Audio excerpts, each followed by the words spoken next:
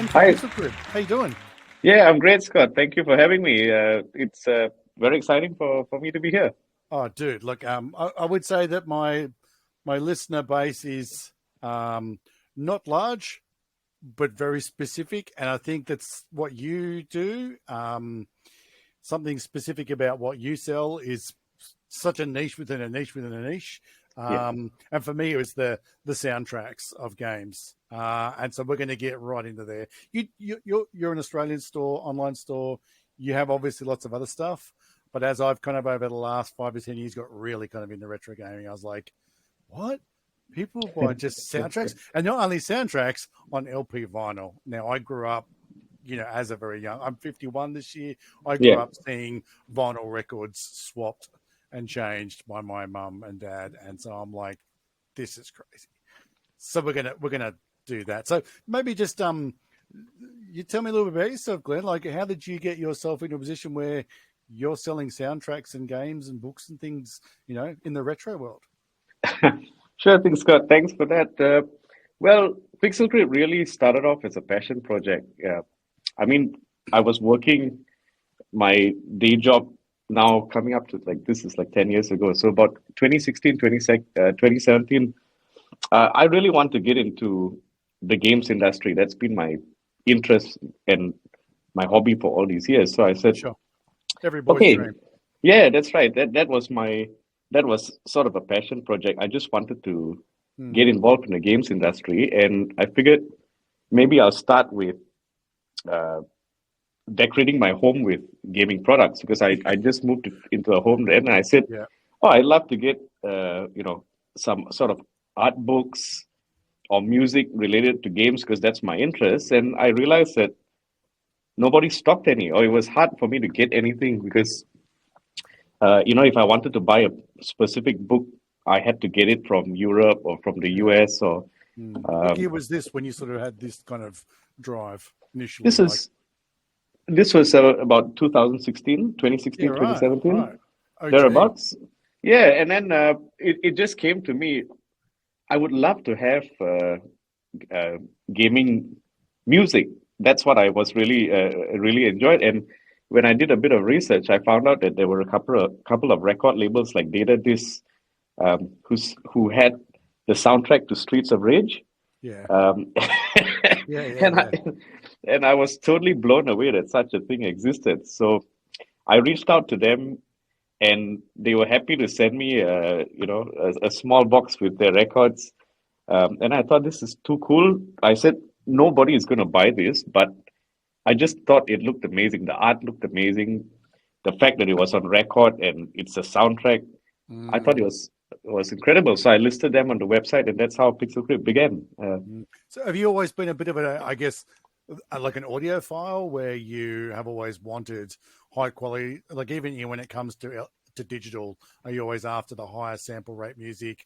Have you always been a kind of like a record guy? You love the crackle and the pop and you prefer to listen to headphones? Or was it just sort of that was the media format and you're like, well, I'll take it, and it turns out I really freaking love it?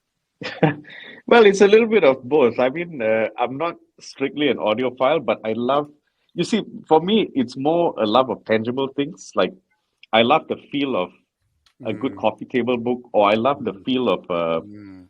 the record it's because, it's just having and owning your own sort of collectibles. And I love listening to music anyway. Yeah. But the fact that it's only once I started listening to records, I realized that the music had a lot more depth and richness to it, Mm, and that's where I realized it went from somewhere between being an interest and a hobby, mm. to slowly building up into something that a lot of people wanted. People were Yeah. emailing me and contacting me all the Yeah. time for more of these records. I imagine most retro kind of businesses have gone from um, someone acquiring their own collection and then kind of realizing I've got too much. Um, I might need to sell stuff. And then all of a sudden, like yourself, people are like, oh, have you got more? Like, oh, hang on. I think I do. It's interesting that you mentioned about sort of having and owning, and there's this sort of meme that's always getting around with Gen X is so grumpy because I had to buy all the LPs on my music. and then I had to buy all the tapes, Yeah, and then I had to buy all the CDs, and now we're going to pay a subscription. yeah, And I think it was just the other day I was listening to music at work. I run Spotify like 7 hours a day, music, and it's all the same sort of stuff, kind of Led Zeppelin, Creedence, Jimi Hendrix, a yeah, mix from sort of 70s to sort of 2000, mid 2000s. And this girl's like, oh, what's this music? Is this your music? Is this Spotify? And I was like, is it your collection? I want to say it is mine because it is the music I want to listen to. But I also felt a little bit disassociated from it because when you used to go to your friend's house or you'd have a few drinks with your buddies and you put in the CD that you bought or the tape and you played it 26 times that night, you felt like you really owned it. yeah. That's And so yes. now you're kind of like, they're just like letting me listen to it, and that's fine. And with a game, you're playing whatever Final Fantasy 16. I'm not a Final Fantasy guy. And you hear the music and you don't realize how much emotion it's adding to it if it's done correctly, like a movie soundtrack. But then to isolate it and just listen to it, that must be a really good feeling for someone that just is totally into that. Yeah, that's where like you see some of the newer albums, they do interpretive albums. Like a lot of people would know the music from the Legend of Zelda series, and they'll know music from the Super Mario series. And there are some very talented musicians and record labels like Materia Collective and Game Chops. What they actually do is they reinterpret the Zelda music and they turn it into like a chill out score. Right. So yeah, so it's that's not strictly just the game soundtrack. It's the bones of the game soundtrack then turn into more of a longer experience that you can enjoy, but still have that same sort of tingles because it's kind of in there. yeah. You recognize the music, but it's very pleasurable to listen to because we used to play it in our office, and in our office or work environment or while you're studying, you don't necessarily want your music to distract you, but this music is enjoyable to listen to. It creates a great atmosphere, but it doesn't take away from anything, and that's you see. So that's where like a hobby became something that I'm like, wow, this is really cool. This is something that I really enjoy.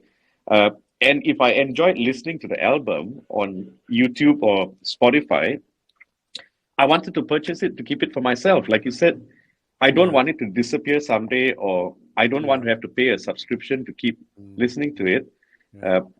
I wanted to have my own, and I where I came from was if this is something that I thought was really nice and something that I really wanted to invest in, I figured other people would want to do it, and that's where our customers came from.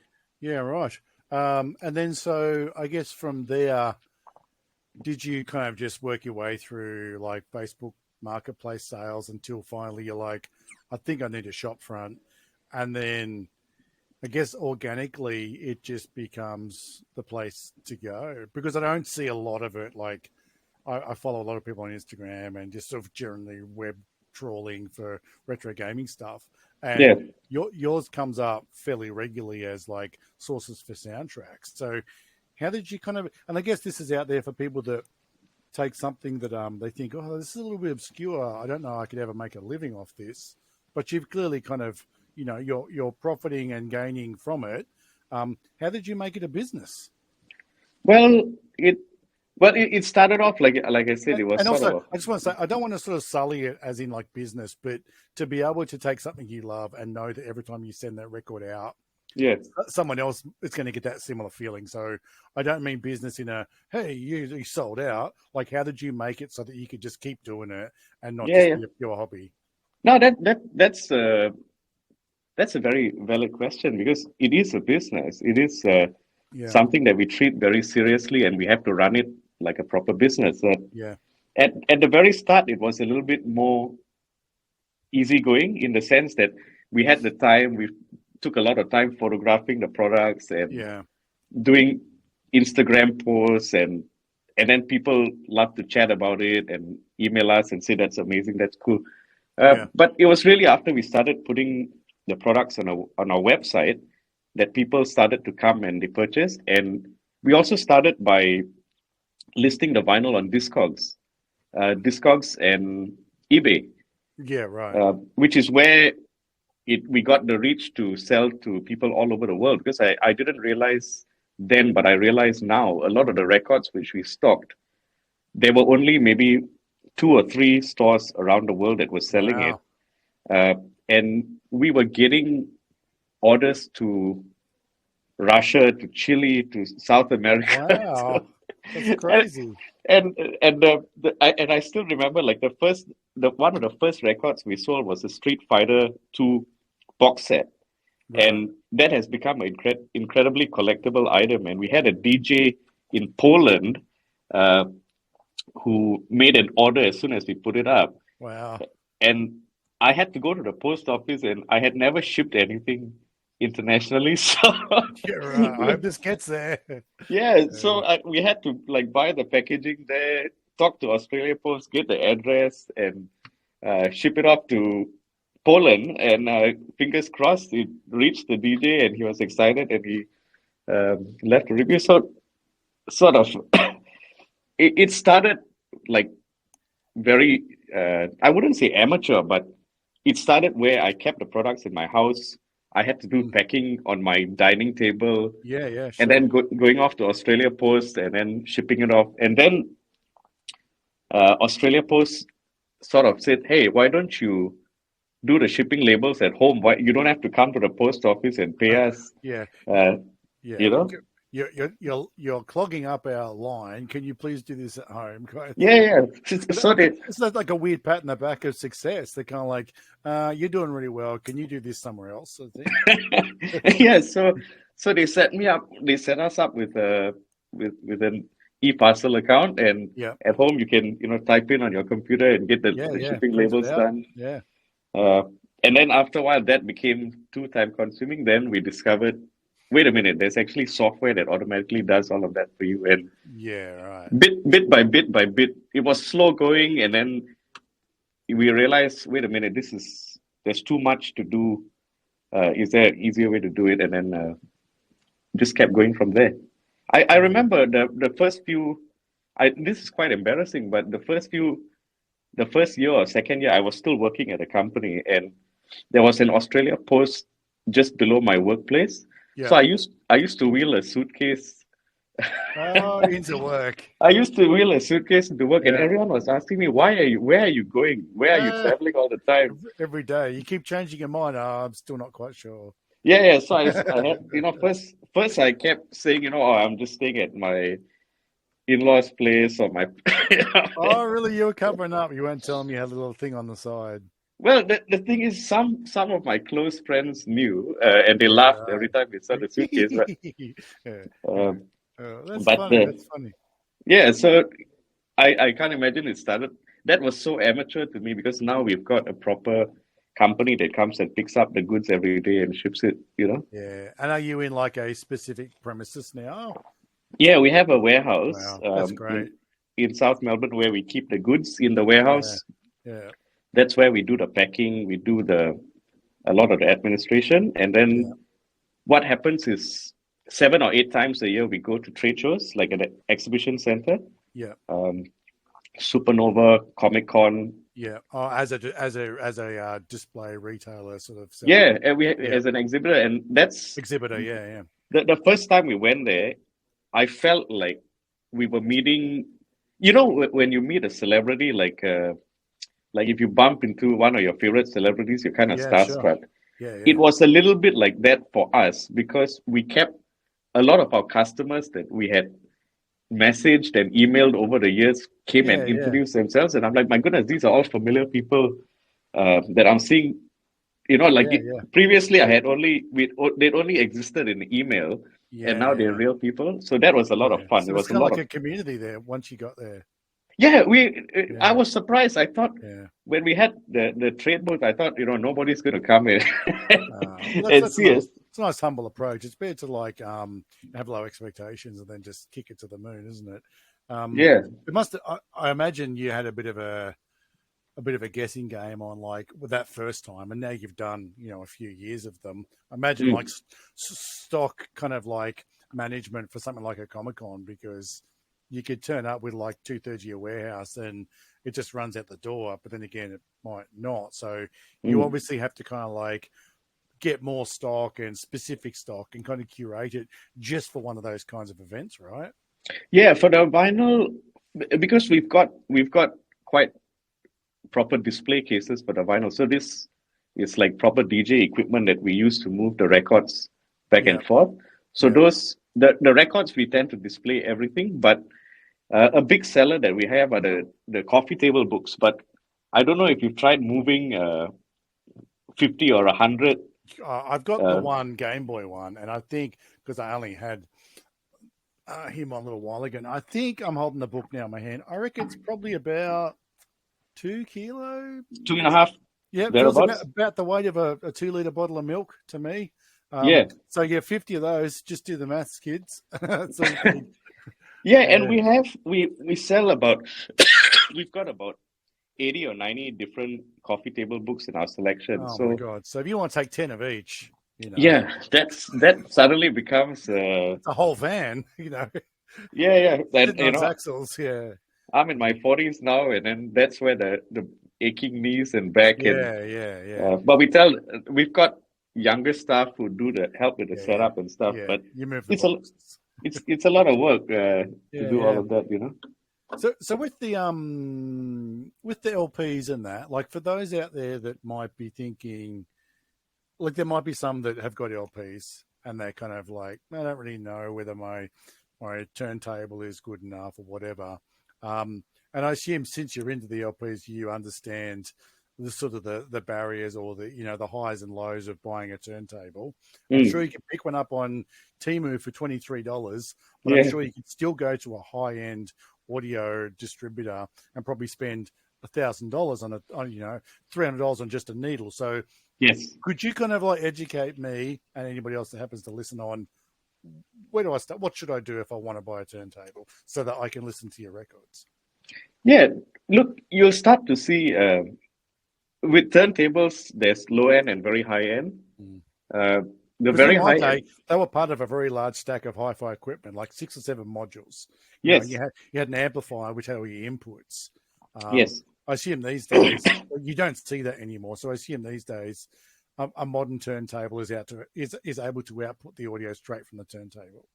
Yeah, so a lot of the modern turntables have got a preamp built in. Yeah. Which then allows you to just connect it directly to a speaker. Those are the ones that I would recommend are better to buy because they are cheaper turntables where have you seen those suitcase style I can remember seeing sort of ads from they were like big in the 70s and 60s and they'd be all weird color, almost look like you used to get a typewriter in a suitcase. Yeah, so there's a lot of those that are available for sale and they're very cheap. They're between like maybe $50 and $150, and I wouldn't recommend getting. Okay, all right. Because they're not very well made, and they don't. The built-in speakers don't sound good at all. So you're not actually benefiting from using it. You're not getting any benefit from using it. What you're better off doing is looking for a mid-price turntable. So anywhere from $250, $250 to $350, that sort of range. Sure. Yeah. So you'd sit in a good spot there where you'd get something that plays very well, and then you connect it to a good set of speakers, and then you get the best enjoyment out of it because you could invest in a $10,000 setup or more, and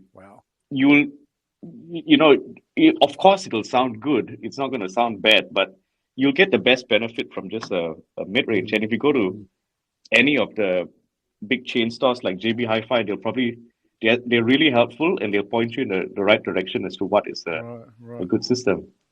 Have you had a particular LP, like say one that you think it sits in your top 3 to 5, and it's just the clarity, the sounds, the feels, everything about it's great, and you might play it on a 250 or whatever you have at home, and you've had the opportunity to listen to the same soundtrack on something like a couple of $1,000 setup and gone, there's more layers in that music than I have heard before because of the clarity? Or do you still find that 250 to 350, like you might not be the audiophile, you might not be a musician, you might not hear it, but for that 250 to 350, you're still getting all of that album, all that it offers.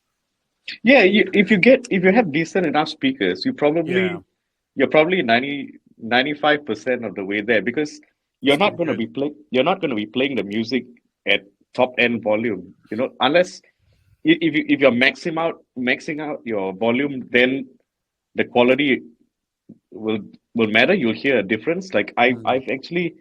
I've listened to a vinyl setup on a system that cost nearly $100,000. It was a Macintosh. It's called a Macintosh system, and anybody who listens to that will know this is this is great. It cannot sound bad. It's really, really Yeah, good. yeah, Uh, right. but the same thing, like you said, I've listened to stuff on my setup, which is probably a few $100s, maybe Just in just the under, living room there. just in the living room at a Yeah, regular volume. yeah, It does the job, and yeah. you can't really tell a difference Mm. unless, like I said, you're Then you listening to it start at to get very, very. distortion towards the high end of the volume and things like that. Yeah, yeah. And Yeah, the benefit of a cheaper setup is I have two little kids, yeah, and I think they they've broken the stylus on my yeah, record player. yeah, yeah. I remember nearly once every 2 weeks I used to have to go back to the shop to replace the Ah, uh, stylus. very patient dad. Yeah, Um, and so and I guess that's part of also the research. And I mean, you could jump on YouTube and you could watch hours and hours of turntable reviews and things like that.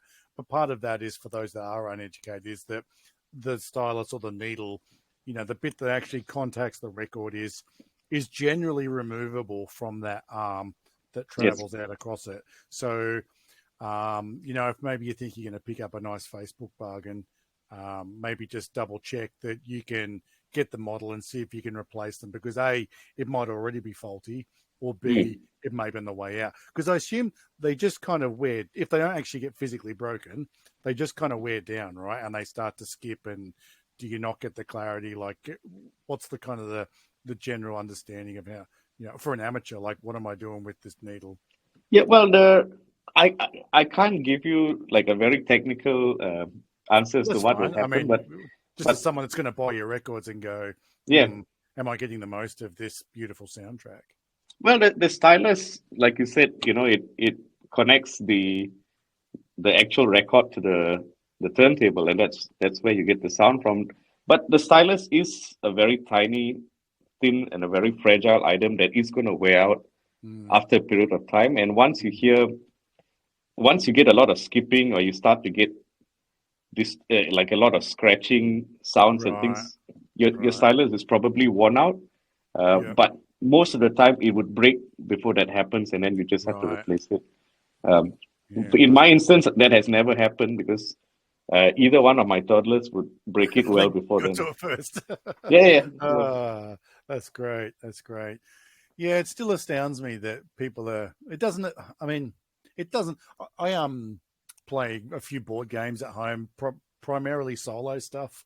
And I've got like a playlist on YouTube of like it's just called board gaming music, and I'll try to kind of pitch it towards what I'm playing. Like for example, there's a like a deck building game. It's Star Wars based, and you end up being either kind of the rebels, and your hero is Luke, or you end up being the Empire, and your hero is that, Darth, and you're yeah, kind of yeah. like trying to That build. majestic Yeah, music. yeah. And so you're trying to basically, I've got one sort of like, and the game goes about half an hour. I've got one track which is like 40 minutes, and it's like the Imperial March. You dun dun dun dun dun, dun. But it's in this sort of like you were saying, but it's in this kind of 45-minute song where I don't know whether it was something that they laid down early and then they kind of like split it up for the movie in other areas.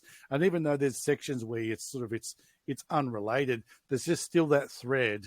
So you sort of still get that feel all the way through of this is the song. Darth Vader's coming. He's not here yet, but he's going to be getting here and that sort of stuff. And I was also thinking before, like, you're talking about playing the music and it sort of being an almost background sound. And I Mm. wonder if we kind of, you're sitting there, however it was for you, playing your Game Boy or your Switch or whatever, and there's that sort of subliminal action where you're hearing it and you're in a mode where you're like solving puzzles and trying to find the hole in the wall, or running across and jumping.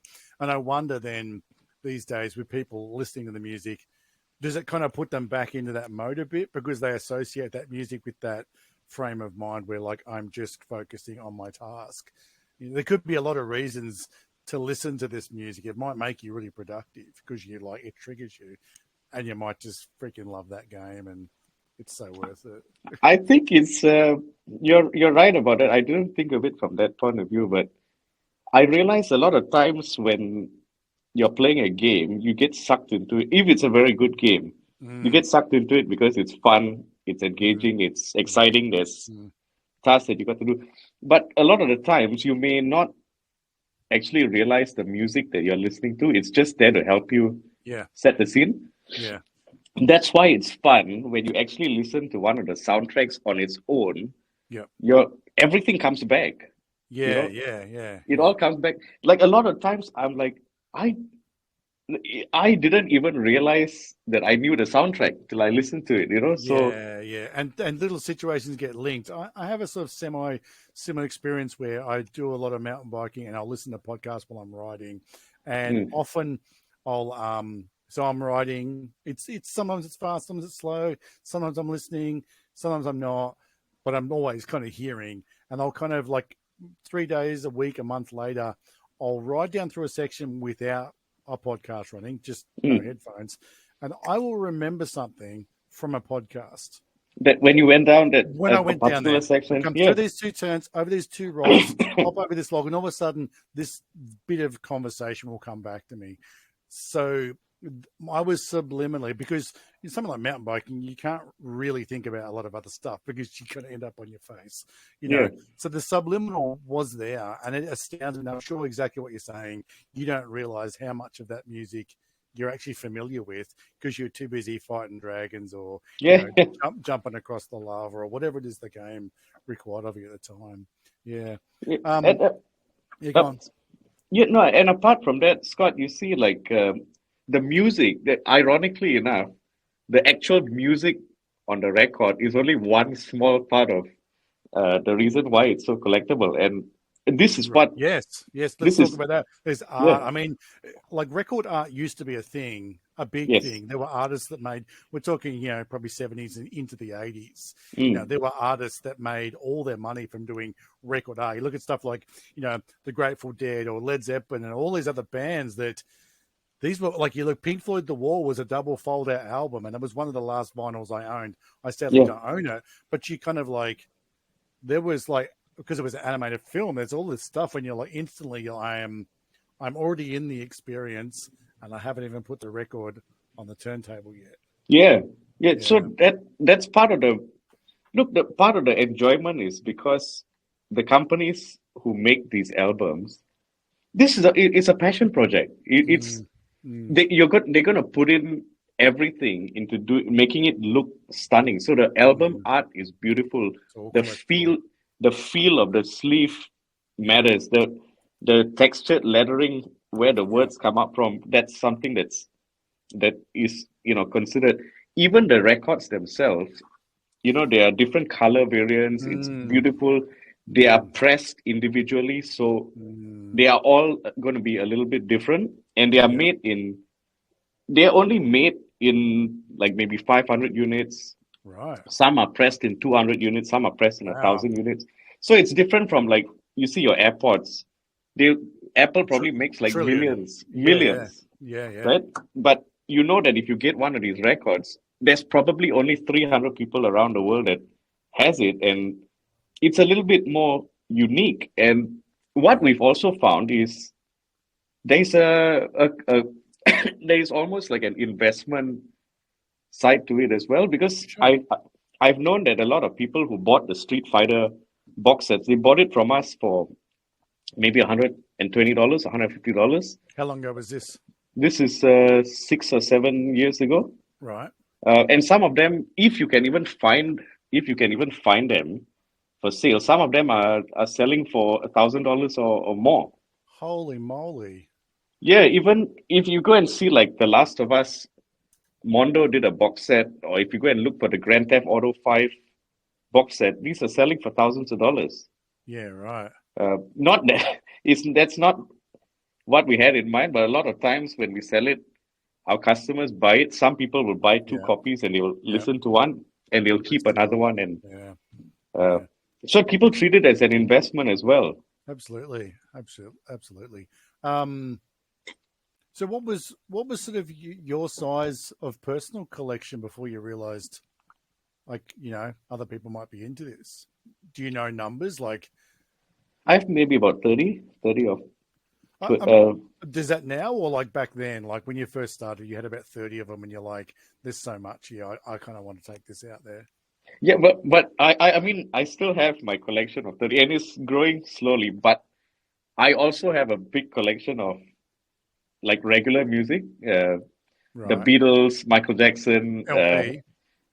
Yeah, that's the problem. I started with the gaming soundtracks. Now I've got a whole collection Oh, that's of good though. That's good. Yeah. of regular music. So now my personal collection is like my favorite, either my favorite games or like the Hero of Time vinyl. I have one of the very first gold edition ones. Yeah. That one is never going to go on sale. That is just mine. I have a Street Fighter box set of my own. Yeah. I've got Grand Theft Auto 5. Like the games, I don't necessarily have to listen to the soundtracks, Yeah. No, I know what you mean. They're but just yeah, they're as good as like just having an original case, for a cartridge, knowing that yeah, the case doesn't enhance the gameplay in any way, shape, or form. yes, But having the case and having the original manual and having you could also buy this leaflet, like the other things that company sells. All yeah, these little bits add to the experience. And like you said, for the resale, if you ever need to liquidate, sort of thing. I'm yeah. curious about so the companies that get the soundtracks, like you take a company like Nintendo that's super like doesn't want to share anything and is like Yes. so liturgious, and they just belt feeds suing everybody, all the time. So Mm. how does a company that wants to take like the Zelda soundtrack navigate that and eventually put out an LP of what is someone else's, IP? Well, you can't. They don't. Nintendo, as far as I'm aware, uh, they very rarely allow their IP to be used, for music Yeah, production and things like that. yeah, So the actual original soundtracks, they are probably going to exist just in CD format, um, and to Japan record labels mainly. Uh, but for like an interpretive album, is if right, you get what you can do is you can get a mechanical license to use the structure of the composition, right. and then it'll follow a similar melody, but then everything else is brand new. So that is something that you can get permission for. Uh, the details of it escapes me a little bit, but Mm, that is how a lot of these newer record labels, they create right. interpretive albums where Okay. you've got the familiar music, and it's not bootlegged. It's not something that is going to land them in trouble. Yeah, yeah. So you take like from the very pointy end being Nintendo, and then I'm just kind of flicking through your webpage of soundtracks at the moment, Yeah. and you get something like Bayonetta original soundtrack. Yes. Like, so are there companies that will just say, "Here's the whole soundtrack, just cut us a slice," or something Well, like that? Bayonetta is a Nintendo. I just picked that as a Yeah, first. yeah. Let's pick something else. Say Warhammer 40K. I mean, any other Yes. company apart from Nintendo. No, Are no, there no, other no. companies? I shouldn't. I shouldn't have. It's not that Nintendo don't. Nintendo, I think, do as well. It's just that Right. maybe they hold certain franchises of them. They hold it a little bit closer to themselves. But like Yeah. Yeah. something like Bayonetta, maybe if you have a very established record label, very reputable, and Right. like Bayonetta was done by YO Records, if I'm not mistaken. Yeah. Uh, does it show the vendor? Yeah, 56 tracks. At the top, usually, Scott, it says the vendor on top of it.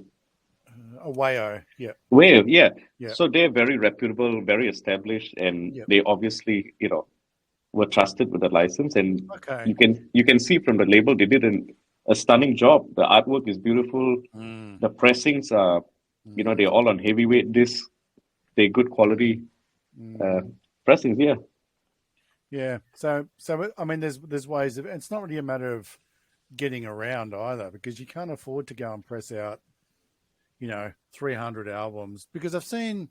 I don't mean to pick on Nintendo. I mean, they just seem to be the most active when it comes to sort of legal action against people that are trying to kind of the whole kind of emulation. It's not just about getting free games. It's about, for prosperity, like making sure some things, there are computer games that will never be played again because no one's created the emulator and no one's got Mm. ROMs for a particular cartridge or whatever. And you've seen people that have done amazing work and don't want $1 for it. And just as it gets dropped on the world, Nintendo's like, stop. And you're like, these three dudes just spent the last 18 months redoing, this game to be played on PC just for the love of it. Yeah. And you've known, like, all that time, like, that's such a jerky way of going about it. But obviously there's ways of just communicating with different companies and just saying, hey, this is what we're doing. And like you said, when you've already got a reputation as someone that lifts that IP Yeah. and Yeah. I yeah, suppose, Scott, I can enhances. enhances it. Yeah. Yeah. Maybe in some ways, I suppose if there's recognition that someone who took the work is actually making making your intellectual property more famous or even better known, there's something in it. But Yeah. Um, so these companies that kind of get the whatever the IP or the raw material, or I mean, we have musicians can listen to stuff and go, oh yeah, it goes like this, and they pick up a keyboard, and all of a sudden there's the entire like kind of everything can be done on 3 keyboards these days. It's so amazing. And are they always just like sort of small studios that are just keen on it, or like this Wayo Records, they're a sort of like a center kind of distributor, but they have other artists that come in and do you know much about the actual creation of the soundtracks? well, I know like with Data Disc in the UK, Yeah. they've worked very closely with Sega, and they're one of the first records which we stocked, which is the Shinobi and the Streets of Rage albums. And Yeah. this is not from speaking to them directly, but from what I've researched, they actually, when they recreate the Streets of Rage albums, they actually get the sound source from Sega, like the arcade, like the raw code, so to speak. the raw code, and the from the arcade motherboard. So Right. they're reproducing the music Mm. almost exactly as how it was intended to sound, and that's sort of their claim to it. But they're very very specific about it as well. Yeah, and that's tricky, isn't it? Because you look at some people will say, "Oh, I never got into Sega because I didn't like the sound of it. I preferred the sound of a Super NES over the Mega Drive." And so, to the trained or discerning, there's clearly a specificness, and you run the risk of getting that.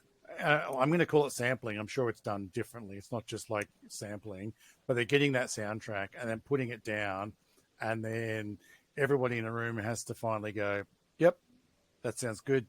All right, let's send it off and let's punch out 500 of these, and this is the price, and good luck, Glenn." And then then they go out there. And like I'm sure there's always going to be one in a 100 like, yeah, it doesn't sound the same, blah blah blah blah blah. I want my money back. But it's such like with anybody that's looking at nostalgia, it's such a dice to roll to just like, oh, I hope the kids love it, sort of thing, Well, it's the actual vinyl themselves. Sometimes there can be slight variations, defects in the records, and Right. or sometimes it comes out. It depends on the manufacturing process. Sometimes it was made and not left to sort of cool off Right. in So time, they and kind then of slight warps and stuff in them. Is that yeah, what you're saying? some of it warps and things, but Yeah. usually you can sort of stack them together and they'll kind of fix Right. themselves out. But a lot of our customers, yeah, if they receive it like that or it's scratched at the source, Yeah. then that's not the right product. So we usually get them to send it in and we do a replacement if we Yeah. can. Yeah. Yeah. That's right. But that's part and parcel of it. There are some people who,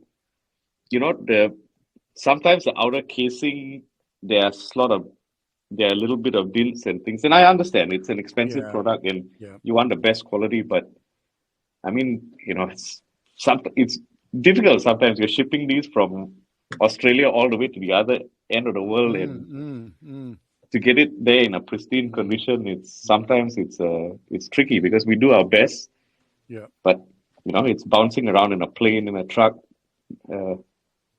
But of Yeah. course, some of them just come out totally wrong. There was one I can't remember.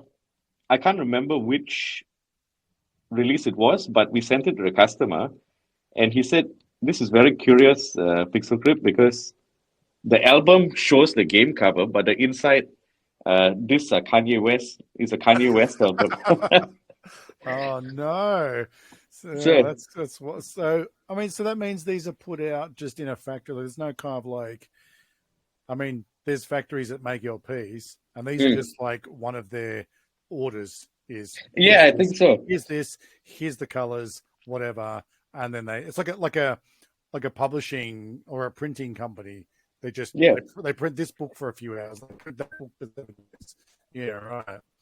Yeah, so I remember the Kanye West one because at first I'm like, come on, this must be Yeah, getting an yeah.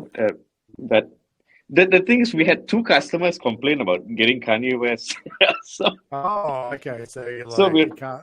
Yeah. so it can't be there must have been some sort of a stuff up somewhere, but it's Yeah. not common. It does happen, but it's more than often the customer is just as amused as us. Yeah. So Do you have a kind of in your head like a rough number of how many different countries you've shipped to? I mean, if you're shipping to Europe, I mean Europe, you take this much Europe on a map and there's like 12 countries there. But is there sort of like 60, 70? I mean, do you send a lot just Europe? Like, are you the guys or? no, Europe, the biggest, I think Europe, there is a very successful video game record label called Black Screen Records. Right. So Black Screen would probably do the best for Europe because they're located in Germany. Right. That being said, we may have an older release that Black Screen no longer have, and then someone from Europe will buy it from us. Yeah, that's fair. But sorry about that. So no, you're right, mate. Sorry. I'm trying to think. I used to keep track of the countries that we had shipped to, but so where would most of your sales be? Would it still be just domestic here in Australia? Australia, yeah. Okay. Australia would be where we sell the most. Wow. Our customers already know us. Well, a lot of the customers who are buying from us have bought from us, 5 times, 10 times, 20 times. Yeah. So they come back to us regularly, and those are the ones that sort of keep us going. But we do have United States is quite popular as well. Yeah, again, that's probably those like one-offs where you've got the leftovers and they sold out, pre-order over there, and all of a sudden they're like, "Hey, these guys have got a copy." Yeah, and then some of our regular US customers, or we have a customer from Switzerland. They'll just buy like 30 or 40 records at once, and then we ship it maybe once a year or once every 2 years. Instant collection. Yeah. Do you have a kind of like one or two customers that you think they've spent a lot of money and like put my kids through college kind of thing? we have a number of those very, very loyal, very special customers. That's great. And what we always try and do is we don't take it for granted because we know them well. We know them. We know their name, and we always try and help them out. Give them a better deal when we can. Yeah. It goes without saying, if they run into any issues, we'll help them out. But a lot of times we try and source like more rare or extra special items for these customers, so we're grateful. Mm. It's not in this economy, it's not easy to always get people to spend. This is a not a necessary item, right? Yeah, uh, this is just loose funds, just sitting around, really. yeah, so Mm. the fact that those Disposable customers income.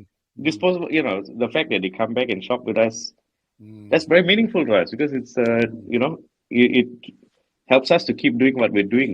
Mm. So, are you kind of always on the hunt for like?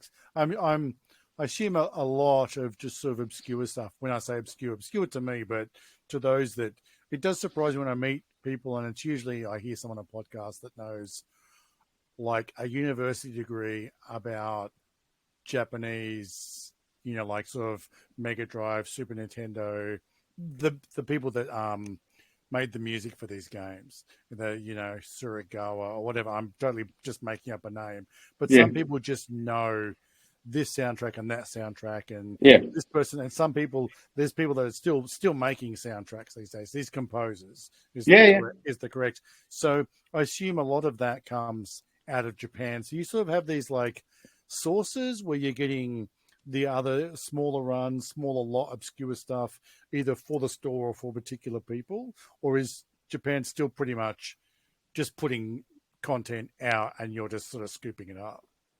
Well, Japan mainly we get a lot of the CDs from Japan. Right. Not so much the records, and the CDs would be for more of the JRPG style Yes. Yeah. franchises. You might Yeah. get like a Persona 3 Yeah. CD, or you might get the soundtrack to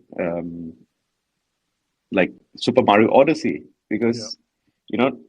So in Japan, you get different sort of releases versus Yeah. Europe, where Europe, Canada, US, they tend to produce a lot of the vinyl records, and the game franchises are different. They might be more skewed towards, uh, like, for example, Borderlands, Right. versus something like in Japan, where it might be the Earthbound franchise, or, Mm. like I said, a JRPG, or Suikoden. That's one. Mm. Yeah. Uh, Yeah.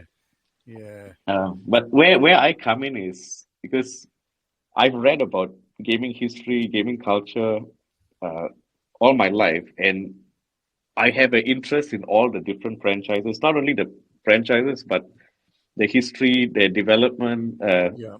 Yeah. So when I see that, like something like Suikoden, I know that that is a cult game. I played it, and I know the lore behind it. I know why it's so fascinating, and the score. You see, that the thing is, I would buy the soundtrack not because I want to listen to it regularly, but you know how you go and purchase a figurine of Yes.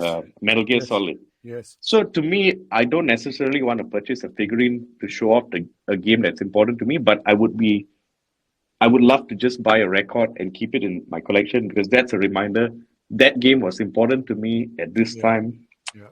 and that's in my collection. Yeah. That's cool. That's cool. That's very cool. I was just sort of flicking through your webpage here while we were sort of chatting before, and I noticed that you don't sell just music. Mm, You do sell some other stuff. yeah. I mean, if I just go to shop, listing here is soundtracks, books. Obviously, Bitmap Books is like probably the flagship for that kind of genre. Yes. Evercade, video games, retro consoles, art collectibles, and there's some other things, gift cards, and all items. So Evercade seems like a very specific, like it's got a heading of its own. Yes. How did you kind of? I don't know anybody that owns one. There's mixed reviews out there, Mm. and some people are like, well, why bother when you can just, or you might as well go and instead of. So, what was kind Yeah. of your, I guess, personal attraction to Evercade, and then saying, you know what, I'm going to make space for this in my warehouse. I just love the concept. I Right. thought this, as soon as they launch, what about the concept for you makes Evercade so good? because this comes from me personally knowing them now and dealing with them over the years. They're very good people, very Yeah. um, they're a great bunch of people to work with, one, but I like the idea of what they've done because if you think about it, the idea of a console with its own range of games, Mm. how many companies do that? You only have Nintendo, you have Sega, sorry, you have Nintendo, you have Sony, you have Microsoft. Those are the consoles, and then you buy the games for those consoles. Mm.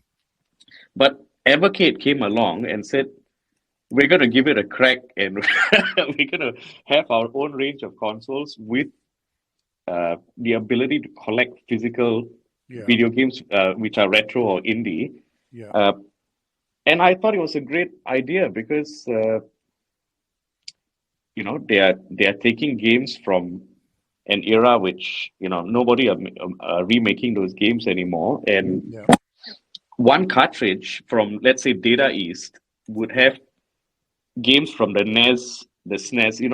It will have like it cover 8-bit, 16-bit, Yeah. Sure. and so forth. So I thought it was a cool idea, and Mm. the console is reasonably priced. The games are reasonably priced, and Yeah. they are released. We just had a release yesterday, and customers are still pre-ordering it. Uh, I think what people want is it's like retail therapy. You know, they Mm. want something that is not gonna break the bank, and Mm. a $35 cartridge that comes with 10 games or 15 games, all Mm. licensed, Mm. all well made. They all got warranty Yeah. covered, Yeah. and the consoles are well designed as well. Yeah. It's a well made machine with licensed games that you can purchase and Yeah. you can collect, and Yeah. uh, And there's sort of this middle ground too, where like I'm fortunate enough to have set myself up with a big Sony Trinitron and more consoles than I could care to need or use. And then there's the other end, which is the whole sort of emulation, retro arch, and via a myriad of different ways. And you can jump on eBay and buy a $40 box with 10,000 games, and it's sort yeah, of it's going to be curated kind of weirdly, and there's going to be double ups and a lot of just yeah, weird bootlegs and stuff, and it's pretty much a Raspberry Pi or whatever. mm, This thing, it's a modern sort of attractive to me. I'm looking at the thing now on the screen. It's a modern, attractive looking thing. You can kind of put it in your little TV cabinet with the rest of your things. And you can mm, have a cartridge, so that sort of nostalgia box gets ticked, yeah, and all the kind of like HDMI, modern screens, all these little bits and pieces that are, I've got to go RCA to HDMI into my TV. I've got to buy another box from JCar and to get my Sega to go, blah, blah, blah. All those problems are solved. yes, And like you said, for $35, you can get, there's the Data East arcade, 12 games. I'm flicking through here. There's a Bitmap Brothers collection too. yeah, People grew up on stuff. There's a C64 collection. Now, it is kind of challenging to play anything Commodore 64, but all yeah, of a sudden, someone's already sort of said, these are the games that are going to work best on this kind of D-pad type controller. yeah. And these are the games we think people love, and we're going to kind of take out the mucking around, and you're just going to have a really great time. Yeah, So, it's making it accessible. It's making yeah, it accessible to you. I mean, put aside the collectibleness, and yeah, it yeah, comes with the. yeah, But if you have a family, you're working. At the end of yeah, the day, you just want to put in something quickly and play. You don't want to try and download something.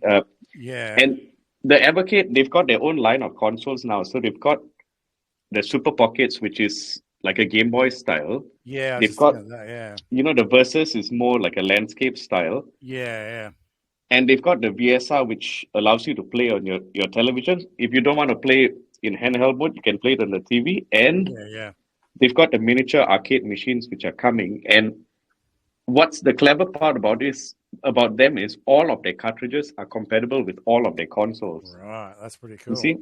Yeah, So if you like playing Double Dragon arcade on your handheld, yeah, you can either play it on your TV, or if you buy the arcade machine, you can have a miniature arcade machine yeah, with interchangeable yeah. arcade games, Same so that, cartridge. Yeah, yeah, so that makes it a little bit more unique. And if you get your hands on some of their consoles, like especially the Versus and the Super Pockets, you can tell that they put in a lot of care into it, because it's not like a cheap plasticky throwaway item. It's mm, it's well built. There's a good weight to it, and it feels like it was made by people who care about the product.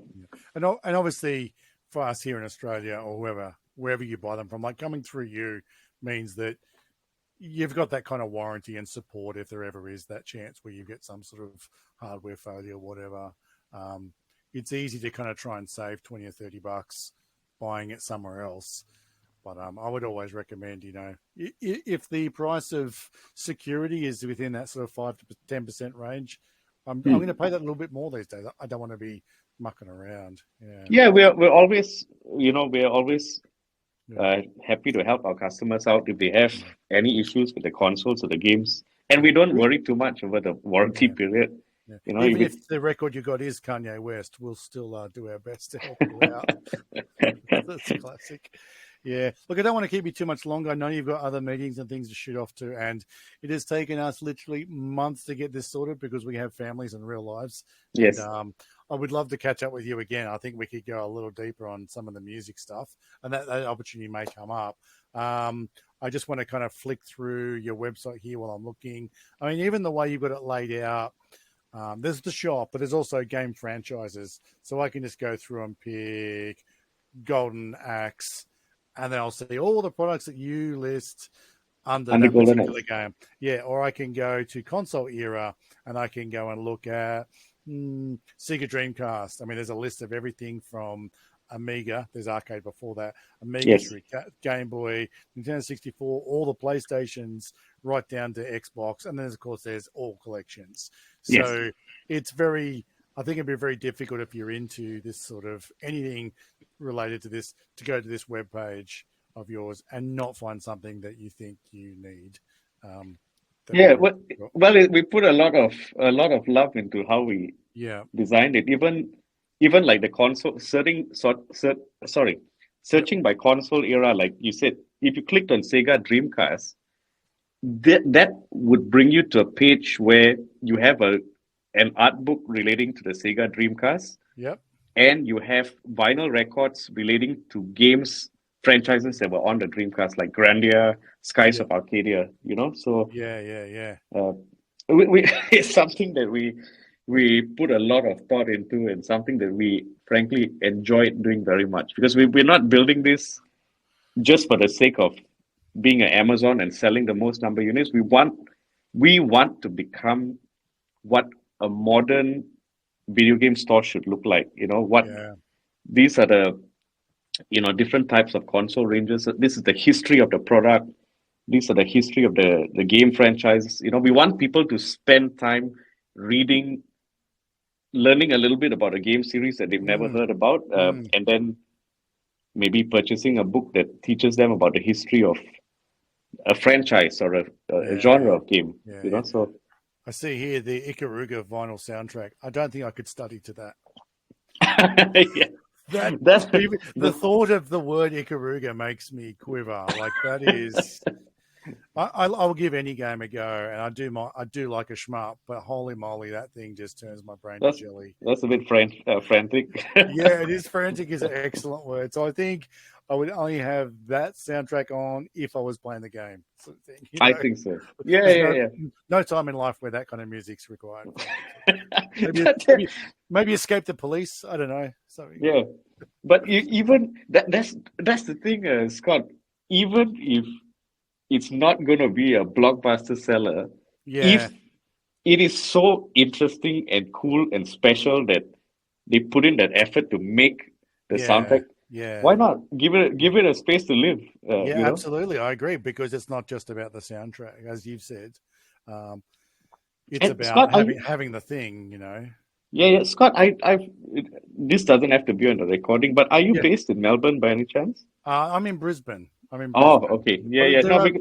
There are people around that listen that are in Melbourne, so hopefully, when you're down at the Comic Cons and stuff, they might kind of come and see you, or at least purchase, Yeah, because what I wanted to say is this year in November, from November to the middle of December, we are actually going to have a physical space in South Melbourne. We've taken out a lease for 1 month.